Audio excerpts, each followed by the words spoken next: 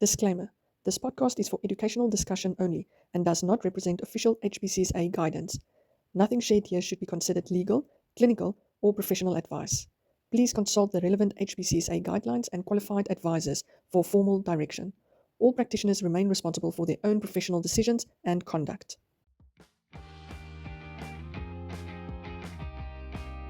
Hello and welcome to our podcast, Practice with Purpose Conversation in Between Patients. My name is Esther Niemand and my co-host is Esther Venter.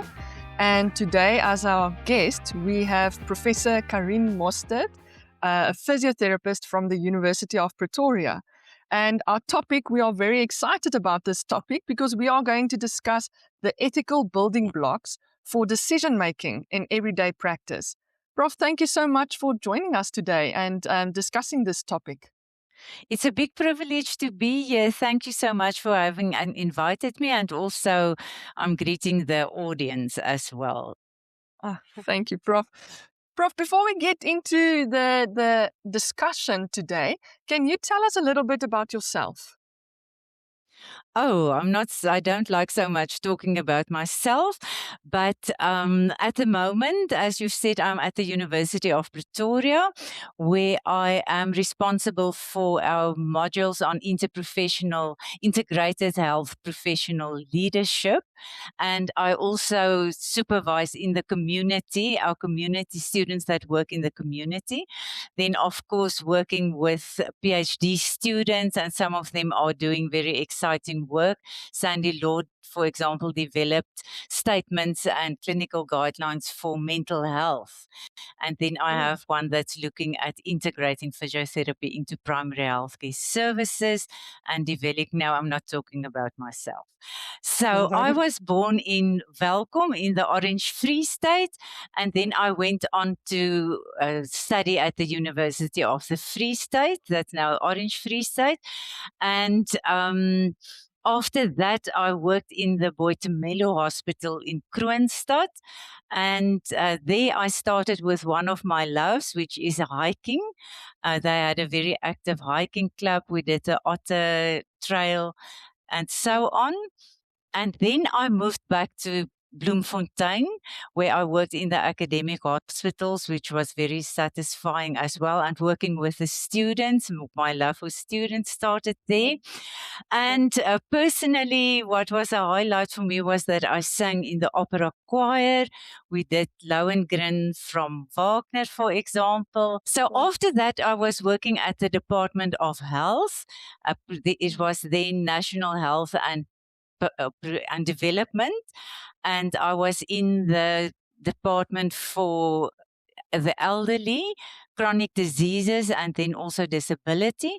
So that was also a foundation for me coming to the university and in the primary healthcare sector of things. And one of my my highest value is beauty. So I need to see something beautiful every day. It can be beauty in terms of a healing process, a satisfied patient, my students' smiles, music, art, and whatever. So that is me. And I try to be in the moment where possible, not to worry too much about the future and so on. Prof, I think on what you said that I think we should find the beauty in every day because it is our responsibility. You are, I want to say, responsible for your own happiness and to be content with every day. And I think if you start looking for those kind of things, it makes life just so much better. Being in the present helps you to be present for other people as well, that you can really listen to them. So, and what is also important to me is to leave other people in a better place than when they met me or when we have the discussion, that it is a kind discussion, even when it sometimes needs to be firm. Prof, so I'm curious, what inspired you to become a physiotherapist? What started the journey? The main driver was my dad. He is very health conscious. So, like, for example, we were not allowed to wear shoes as far as possible so that our muscles in our feet could develop. And then he himself set a very good, was a very good role model. He ran a few ultra marathons, the comrades a number of times. He cycled, he swam in the summertime. And he has a belief that you must move when the sun rises. Man has an intrinsic desire to move when the sun rises. So, and not smoking, drinking in moderation and all of that. So that's a natural approach to healthcare and being healthy was what inspired me. Then another thing is also that I was selected for medicine first, but with physiotherapy, you can spend more time with your patients. So you can really build relationships with them, and that was also important for me. And then in physio, also I have a bit of a niche for mental health, and I'm very interested in that and read a lot about that as well. And you mentioned hiking being a favorite pastime. And also, I love the fact that every time I'm speaking to physios, we do seem to have a strong tendency towards creative, like, expression. With, like you mentioned, with singing. But is there any other ways that you like to unwind after a long day when you get home? I love to go for my jog, a slow jog, and walking if necessary. So that is actually non-negotiable for me.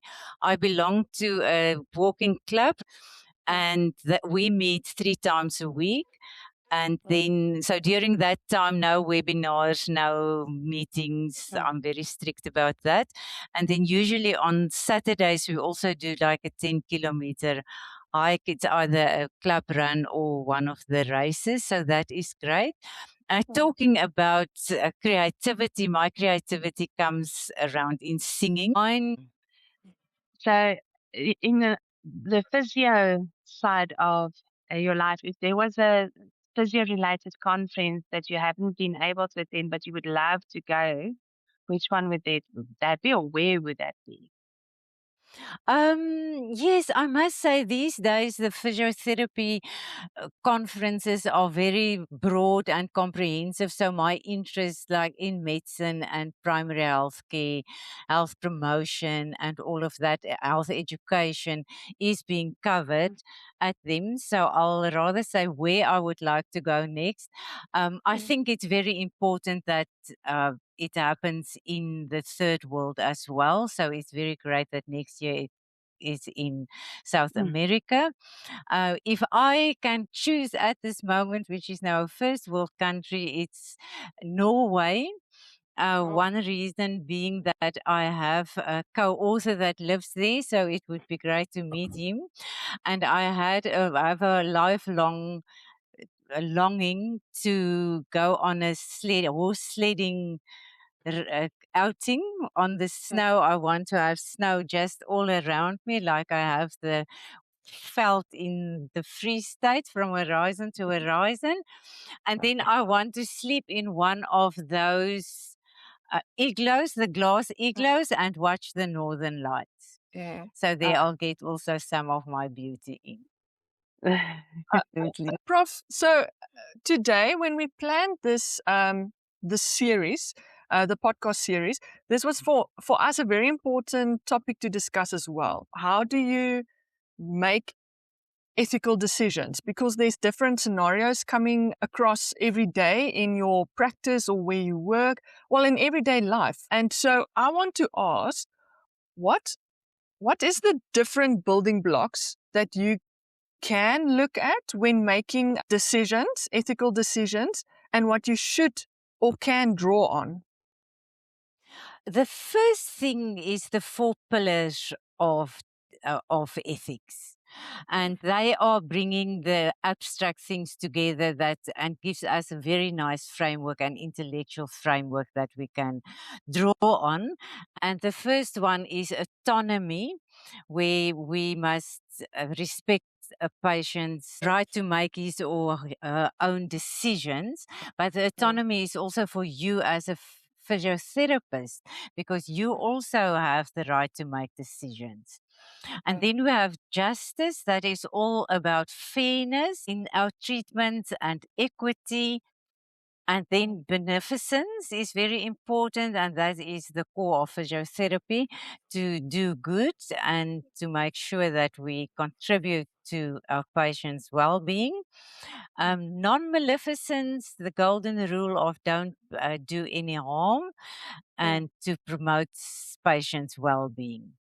As South African practitioners, we also can draw on Ubuntu, that we live because of others. Then we have lots and lots of documents that we can draw on. The first one I think that comes to mind is the HPCSA guidelines for ethics, but the Health Professions Act, under which that falls, the World Health Organization has their ethics guidelines that we can follow. And the South African Society of Physiotherapy with their code of conduct. So all of this gives us a legal framework as well in which to work. Clinical evidence, we can draw on that, because we don't want to give unnecessary treatment or treatment that is not based on evidence. And that makes it so important that we go to continuous professional development sessions.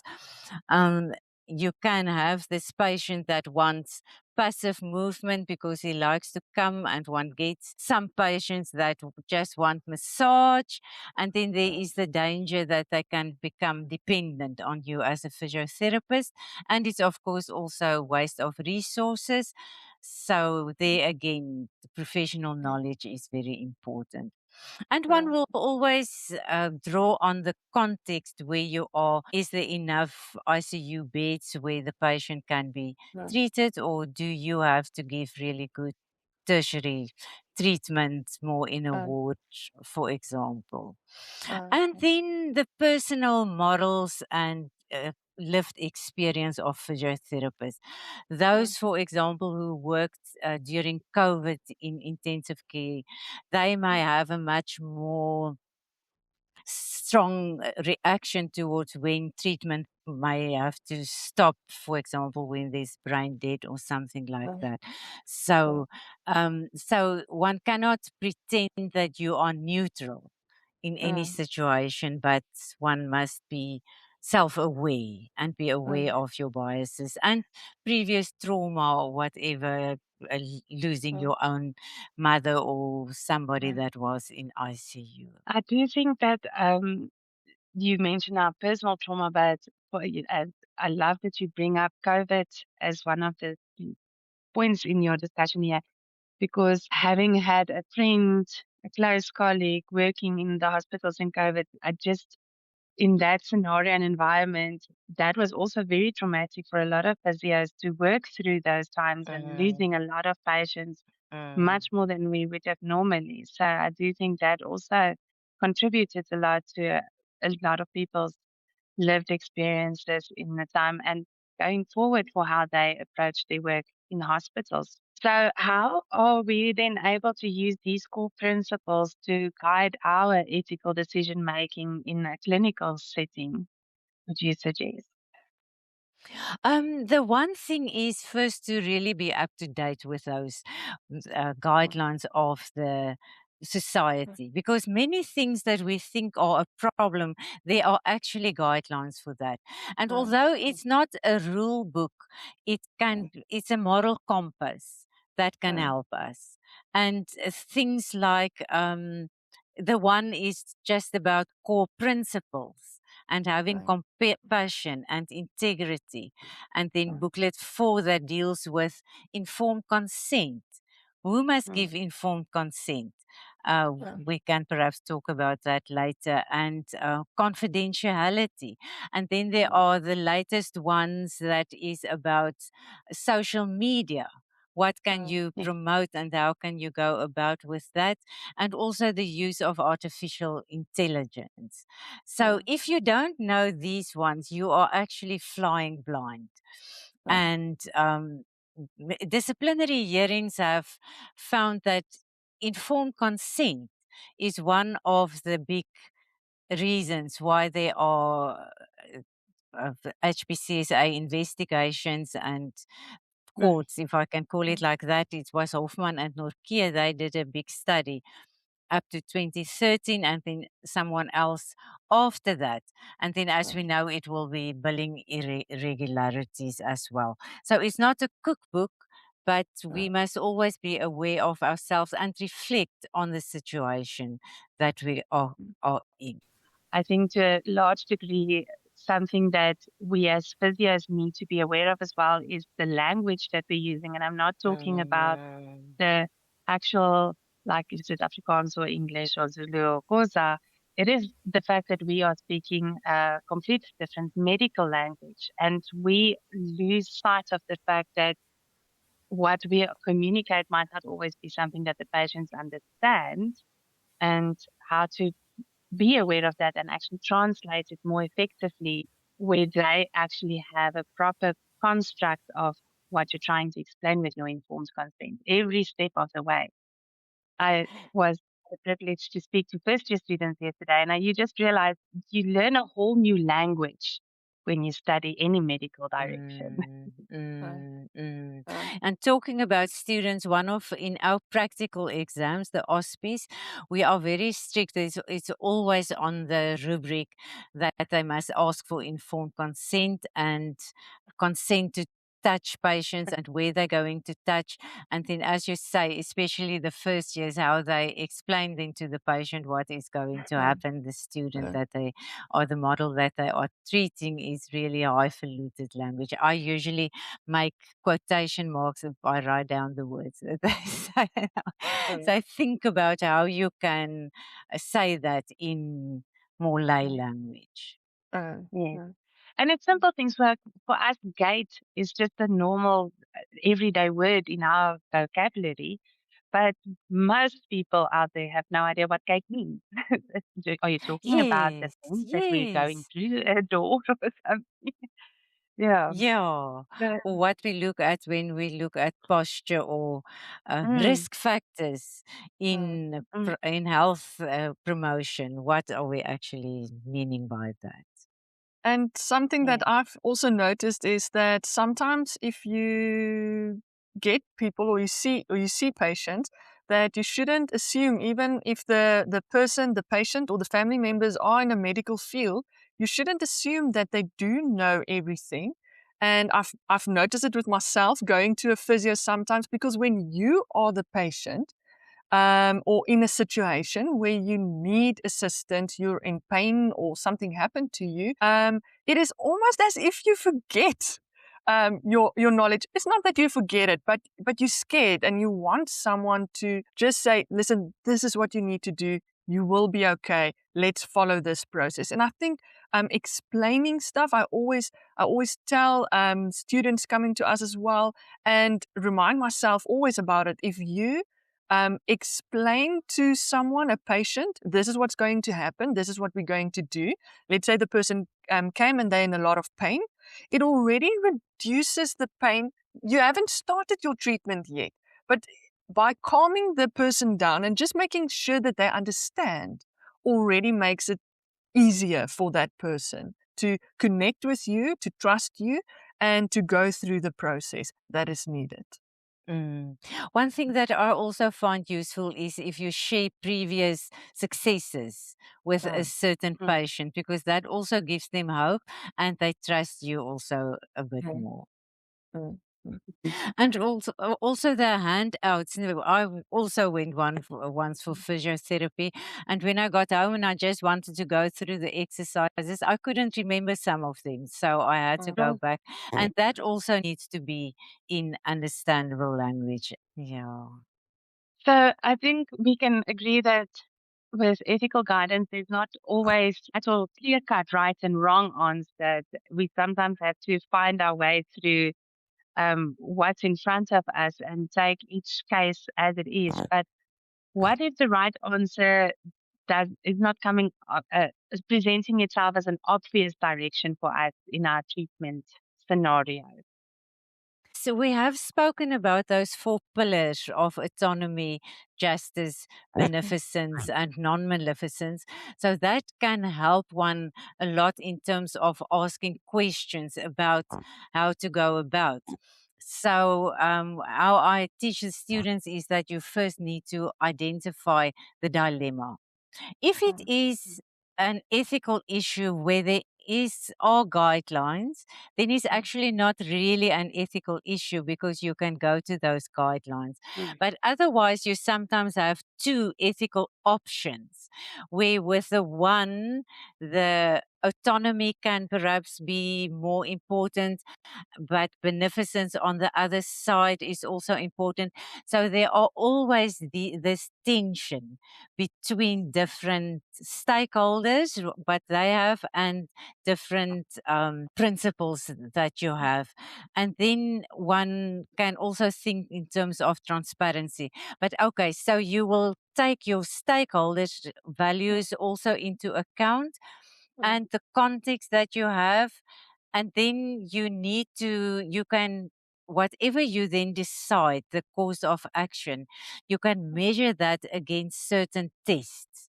For example, they have the publicity test.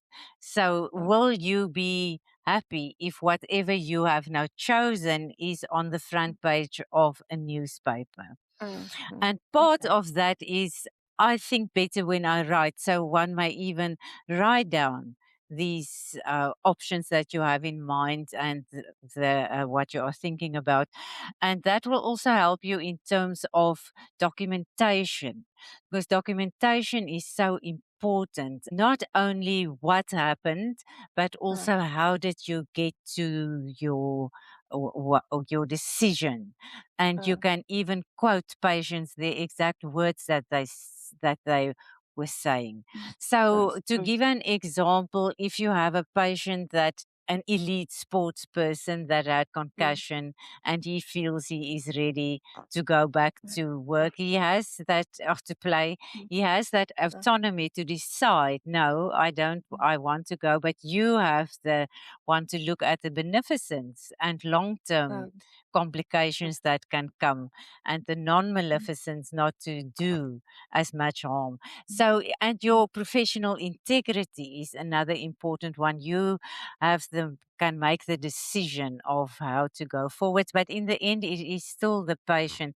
But so, beneficence usually you want to look at the most beneficial and less harmful option that you can think. That's very true. And one thing that you mentioned when we started as well is the healthcare practitioner's personal biases that also you have to consider what is my biases going into this treatment and my prejudice with the patient sitting in front of me. So within a South African context, within our healthcare system, there's such a diverse range of options in terms of healthcare services that's available. And what sometimes we as medical practitioners would question is that even considered healthcare services if they seek outside support from communities and, for instance, with sangomas, because we don't necessarily also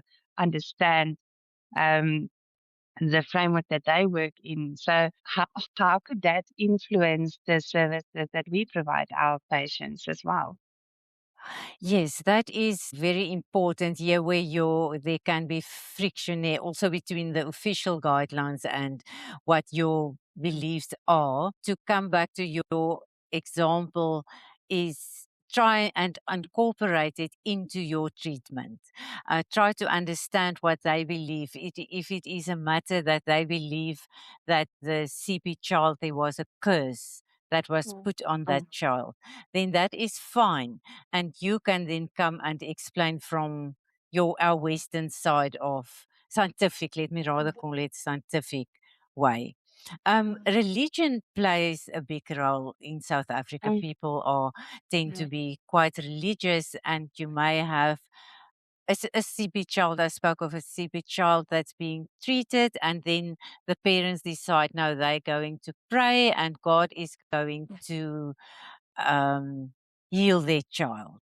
Then it is also a case of getting a bridge between what they believe they can continue, but you will explain and say how you can and preventing complications and whatever is the case. So there are often clashes.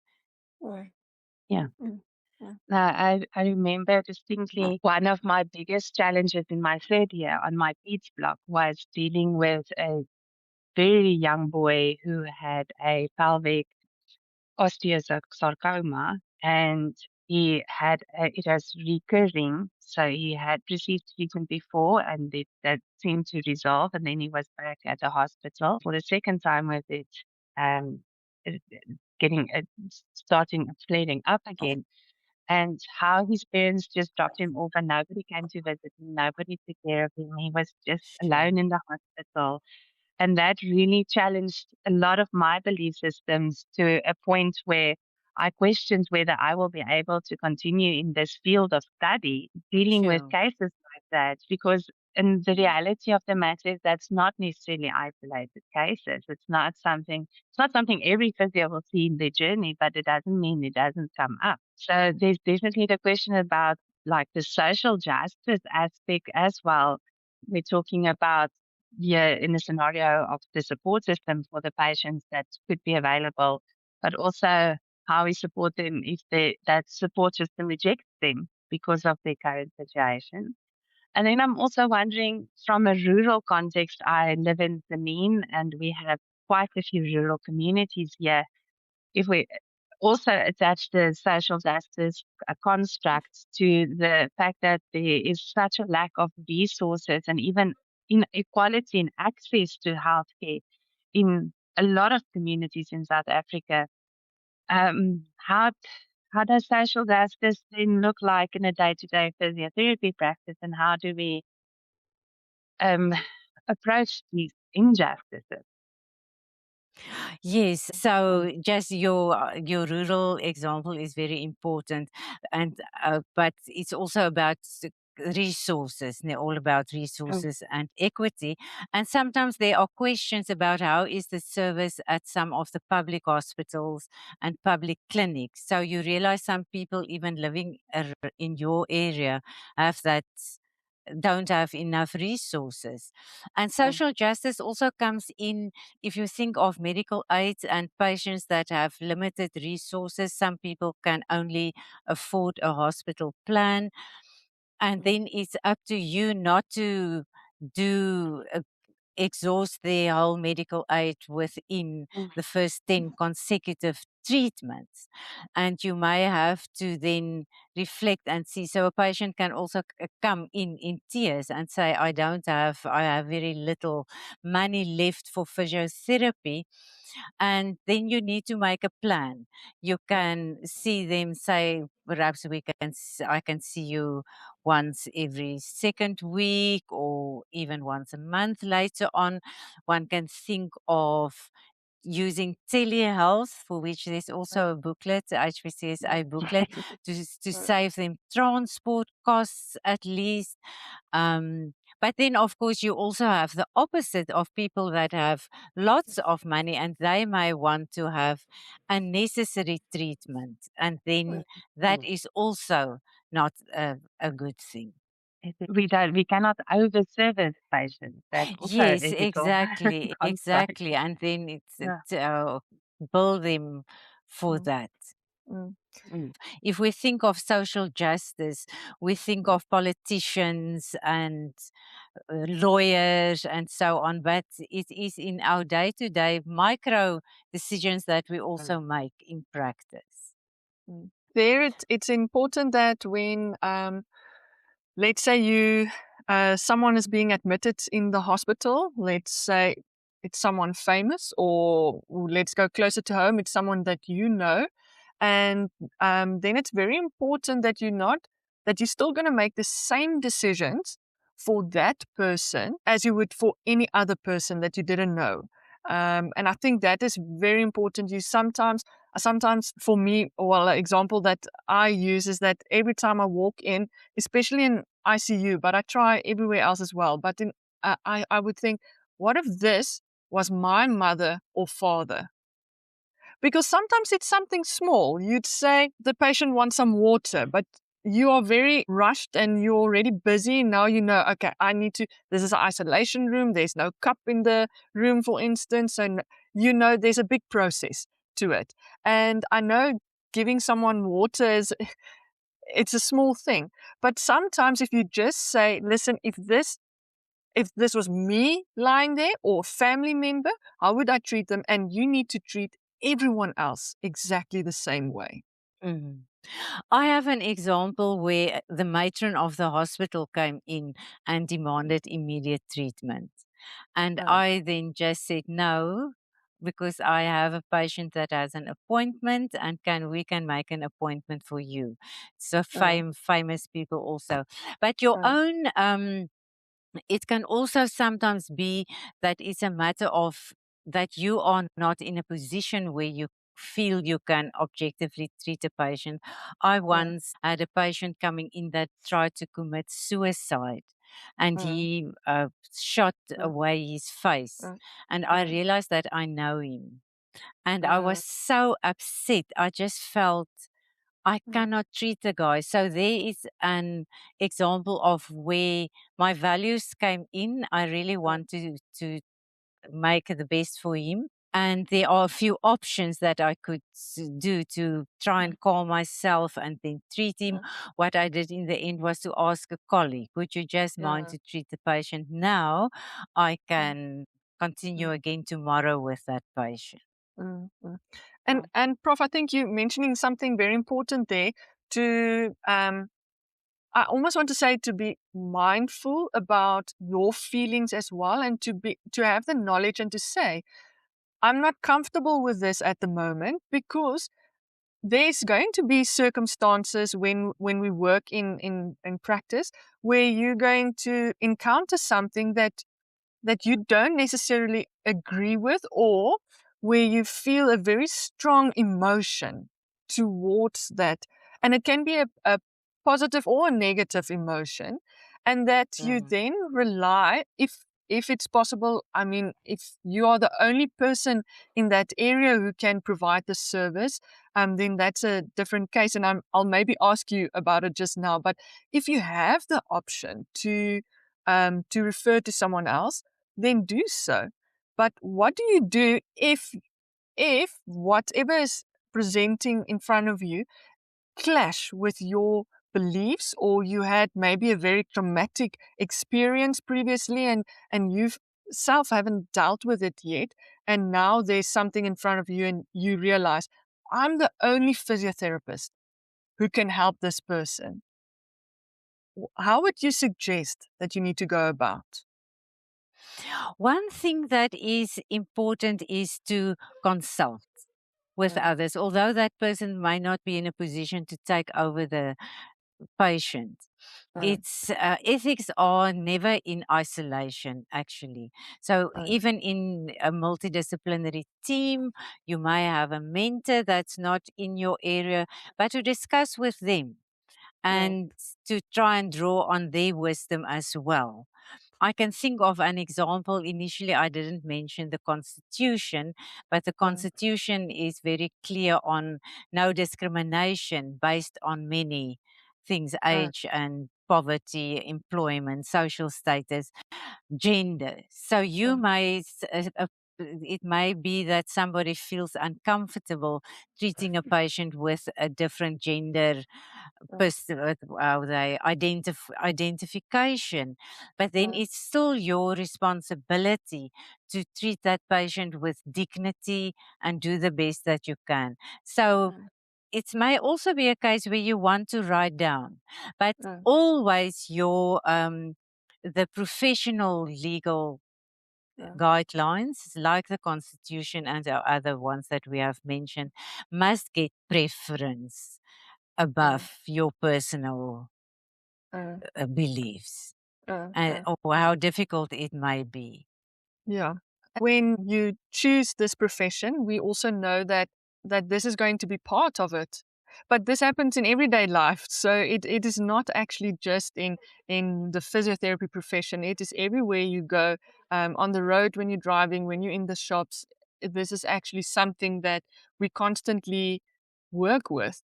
And something that actually that I was thinking about now when you were talking is that um, to reflect on what you've done the day, or maybe you're not going to reflect every day, maybe after a specific case, is very important, because sometimes the decision you make now um, was according to the situation and all the information that you have, the best and correct decision at that time. But in a year's time, it might be a different decision that you're going to make, and it doesn't mean that you did something wrong then when you made that decision a year ago. It just means that maybe you've grown, you've realized there's more, something else that you need to consider, or you saw the outcome from that decision that was made, and you now know, you know what, next time I want to do something else. I remember a little while ago, and that's why where I work, I'm fortunate enough that we are quite a few physiotherapists working together in a gym area, so we can see each other. And I always say we steal exercises from each other, because someone will see something on TikTok or Instagram, and it will become the flavor of the month. And then all of us will say, "Oh, that's a good exercise. I'm going to try it as well." But I remember one of my colleagues coming to me last year, and she said, "You know what? I had a patient, a similar patient, a few years ago, and I did not think about this specific treatment, and I didn't think that this specific thing is very important to follow through.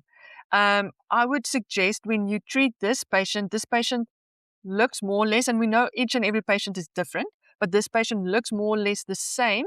I would suggest just look into this, so you don't make the same mistake as I made." And it wasn't a mistake that she made. It's just something she saw the outcome was different with her patient. And so now you have this information and you can use it when going forward. Yeah, underscores the fact that ethical practice is based on evidence, and you may not have it, and the continuous professional development that I have referred to, and even listening to a podcast like this podcast, you might pick up a hint or two that may make you uh, uh, handle the situation differently. And that's exactly why we have this podcast, is because it's a messy environment where we meet the real life situations.